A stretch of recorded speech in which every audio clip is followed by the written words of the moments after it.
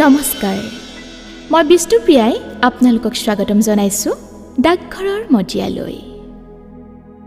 আবৃত্তি কৰিবলৈ লোৱা কবিতাৰ শিৰোনাম গছ ভালপোৱা ককাৰ খং, কবি ভৱেন্দ্ৰনাথ শইকীয়া।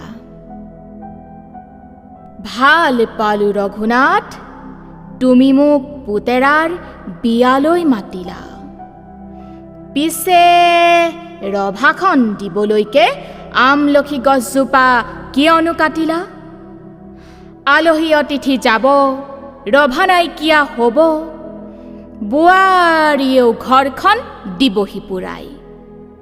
পিছে কোৱাচোন ৰঘুনাথ, আমলখি গছজোপা সহজতে পাবানে ঘূৰাই?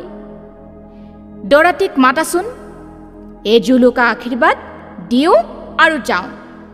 গছজোপা কটা বাবে লুচি ভাজি ৰসগোল্লা একোকে নাখাওঁ। ধন্যবাদ।